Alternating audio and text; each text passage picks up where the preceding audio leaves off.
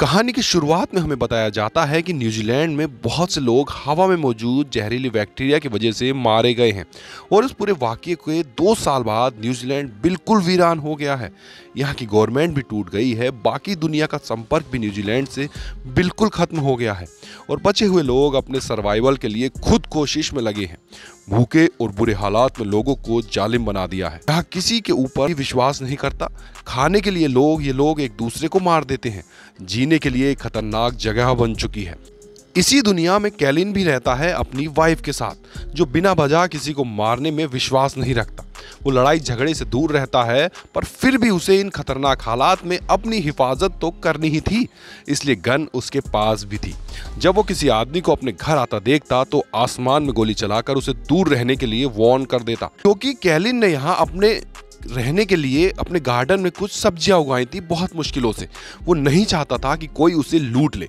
अगले दिन 2 लोग लूट के मकसद से जब उसके घर के करीब आते हैं तो कैलिन उनको भी गन दिखाकर वहां से भगा देता है, पर मारता नहीं। ये उसका एक रूटीन बन चुका था। कोई ना कोई उसका घर या खाना लूटने के लिए आता रहता था, लेकिन कैलिन ने आज तक किसी को नहीं मारा। एक दिन उसकी वाइफ जब गार्डन में काम कर रही होती है तो उसकी टांग के ऊपर एक लोहे से कट लग जाता है, जिसके बारे में वो कैलिन को कुछ नहीं बताती। रात होने पर वो दर्द से चिल्लाने लगती है। उसका जख्म बहुत बढ़ चुका था। थोड़ी देर में वो जख्म एक इन्फेक्शन की शक्ल ले चुका था। कैलिन की वाइफ दर्द से बेहोश हो जाती है। सुबह होने पर कैलिन अपनी वाइफ के जख्म के बारे में स्टडी करता है और उसे पता चलता है कि सालों पहले जिन बैक्टीरिया की वजह से यहाँ लोग मारे गए थे, वो बैक्टीरिया अभी भी हवा के अंदर थे और इन बैक्टीरिया से इन्फेक्टेड होने का चांस उन लोगों को ज़्यादा था जिनको कहीं कट लग जाता था। जब ये बात कैलिन अपनी वाइफ को बताता है तो वो बहुत ज़्यादा दुखी हो जाती है। उसके इलाज के लिए उन्हें अब एक खास दवाई चाहिए थी जो उनके पास तो नहीं थी। ये लेने के लिए कैलिन अब यहाँ से बाहर जाने का डिसाइड करता है और अपनी वाइफ को एक गन देकर जाता है जिसमें 5 गोलियाँ थीं। वो उसे कहता है कि ये तुम अपनी हिफाजत के लिए अपने पास रखना, बिना वजह इसे ना चलाना, और अगर खतरा महसूस हो तो तुम इसे चलाकर किसी को भी मार सकती हो। अब जैसे हमें पहले पता था कि यहाँ पर तो लोग चलते फिरते इंसान को मार देते हैं, इसलिए कैलिन के पास से कोई भी गुजरता तो वो उन्हें कह देता कि वो कोई लड़ाई नहीं चाहता। लेकिन फिर भी कुछ लोग तो बहुत ही पागल हो चुके थे। उन्हें अब लोगों को मारने में मजा आने लगा था। ऐसे लोगों को देखकर कैलिन को रास्ता भी बदलना पड़ता था। फाइनली वो एक छोटे से घर के सामने पहुंच जाता है। दरवाजा नॉक करने पर जब अंदर से कोई आवाज नहीं आती तो अंदर जाकर वो घर को चेक करता है। यहाँ बहुत सा सामान रखा था और काफी ज्यादा वेपन्स भी। अचानक पीछे से कोई आदमी आकर उसके ऊपर गन तान देता है। ये बूढ़ा आदमी उसे मारने ही वाला था, पर कैनन उसे समझाता है कि रुको, मैं आपको नुकसान नहीं पहुंचाना आया। मेरी वाइफ बहुत ज़्यादा बीमार है और मुझे एक दवा की ज़रूरत है। मैं सिर्फ उसी की तलाश में यहाँ आया हूँ। उनकी इन्हीं बातों के दौरान यहाँ पर हमला हो जाता है। समर नाम का ये बूढ़ा आदमी कैलिन को अपनी मदद करने के लिए कहता है। बाहर जो लोग हमला कर रहे थे, पहले उन्होंने घर के अंदर आग फेंकी और अब वो लगातार इस घर पर गोलियां चला रहे थे। समर बहुत ही बहादुरी से इन सभी लोगों का अकेला मुकाबला करते हुए कैलिन से कहता है कि जल्दी से तुम आग बुझाओ। हमला करने वाले लोग कुछ ही देर में वहां से चले जाते हैं और समर अब कैलिन से कहता है कि मैंने यहाँ पर अपने काफी दुश्मन बना लिए हैं। तुम एक हफ्ता मेरे साथ रुको, इन लोगों का मुकाबला करने में मेरी मदद करो और तुम जो दवाई चाहते हो वो मैं तुम्हें दे दूंगा, वो मेरे पास है। कैलिन जो कि ये बात जानता था कि दवाई उसे कहीं और जाकर आसानी से नहीं मिलेगी, उसे ना चाहते हुए भी समर की बात माननी पड़ती है। समर बताता है कि मैंने इस घर के इर्द गिर्द काफी ट्रैप्स लगाए हैं। कुछ लोग हमला करने के लिए आते हैं और उन ट्रैप्स में फंस जाते हैं और मैं उन्हें मार देता हूँ, लेकिन अभी भी इस जगह को बहुत खास ध्यान देने की जरूरत है। कैनिन जो कि एक इंजीनियर था, वो समर के घर की बहुत सी चीजें ठीक करता है, बहुत से इलेक्ट्रिक ट्रैप लगाता है।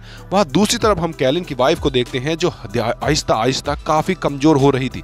इसी टाइम उसे महसूस होता है कि कोई उसके घर में घुसने की कोशिश कर रहा है। वो बड़ी ही होशियारी दिखाते हुए छुप छुप कर इस आदमी के ऊपर लकड़ी से हमला करती है और वो बेहोश हो जाता है।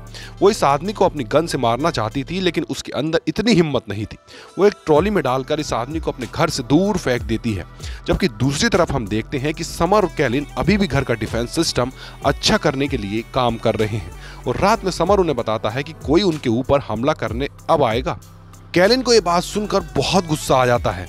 वो ये कहता है कि यह बात समर उसे पहले नहीं बता सकता था। उसने इस हमले के लिए ज्यादा तैयारी भी नहीं की थी। बात हुई बातों में उनकी बहुत लड़ाई हो जाती है। कैलिन उसे मारने पर तुल जाता है, लेकिन समर जानता था कि कैलिन कभी ऐसा नहीं करेगा क्योंकि उसे लड़ाई पसंद नहीं थी। इसी रात उनके ऊपर कोई हमला भी नहीं करता और सुबह होने पर जब ये शिकार को जाते हैं तो बहुत से लोग उनके साथ लड़ने लग जाते हैं। कैलिन बेचारा इन लोगों से बहुत मार खा चुका था। इससे पहले कि ये लोग कैलिन को मार देते, समर इन दोनों ही आदमियों को गोली मारकर खत्म कर देता है और कैलिन से कहता है कि क्या तुम बेवकूफ हो, क्या तुम्हें गोली नहीं मार सकते इनको? इन्हें हर जगह इतनी अच्छाई भी अच्छी नहीं होती। घर आने पर ड्रोन से इनके घर पर हमला हो चुका था। समर और कैलिन दोनों ही इस ड्रोन को शूट करते हुए तबाह कर देते हैं। इस ड्रोन के तबाह होने पर हमला करने वाले लोग दोबारा हमला नहीं करते और चुपचाप वहां से चले जाते हैं। अब सीन कट होकर हमें कैलिन की वाइफ को दिखाया जाता है, जिसे अचानक फील हुआ कि कोई उसके घर पर छुपकर घुस आया है। जब वो चेक करती है तो वहां एक छोटी बच्ची थी, उसकी फ्रेंड की बेटी, जिसकी फैमिली अब मर चुकी थी। मरने से पहले इस बच्ची की मॉम ने उसे कैलिन की वाइफ के घर का पता बताया था, इसलिए वो अब यहाँ आ गई थी। कैलिन की वाइफ उसे घर पर रख लेती है, उसे खाना देती है और प्यार भी, क्योंकि कैलिन की वाइफ कभी मां नहीं बन सकती थी, इसलिए उसने इस बच्चे को हमेशा अपने पास रखने का फैसला कर लिया था। इसके बाद सीन कट होकर हमें एक डॉन लेडी को दिखाया जाता है। इसने बहुत से बुरे लोगों को अपने साथ मिला लिया था। ये ग्रुप मासूम लोगों को लूटता और उनकी चीजों पे अय्याशी करता था। यहाँ कैलिन जो अभी तक समर के घर पे है, उसे समर की बेसमेंट से कुछ आवाजें आती हैं। वो बिना कुछ सोचे समझे गोली चलाने लगता है, तो समर उसे आकर रोक देता है क्योंकि वो जानता था कि उस बेसमेंट में एक बच्चा है जो लोगों से बहुत ज्यादा डरता था, इसलिए वो काफी दिनों से बेसमेंट में ही छुपा हुआ था। इसे समर एक गुंडे से बचाकर लेके आया था और इसी वजह से वो गुंडे समर के दुश्मन बन गए थे। समर का एक दुश्मन थोड़ी ना था, उसके तो कई दुश्मन थे। कैलिन की वाइफ जो अपने घर पर अब उस छोटी बच्ची के साथ रहती थी, उसके घर पर दोबारा वही बूढ़ा आदमी आ जाता है जिसे एक बार पहले भी उसने बेहोश करके घर से बाहर फेंका था। वो इस बार भी उसके ऊपर हमला करके उसके घर से बाहर फेंकाती है। वो उसे मारना चाहती थी लेकिन ऐसा नहीं कर पाती। तब वो आदमी कहता है कि तुम मुझे मार ही दो, यही बेहतर है, नहीं तो मैं बार बार आता रहूंगा। इसी रात को समर के घर पर भी हमला होता है। हमला करने वाला वही आदमी था जिसके बारे में आज समर ने कैलिन को बताया था, जिससे वो एक बच्चे को छुड़ा कर लाया था।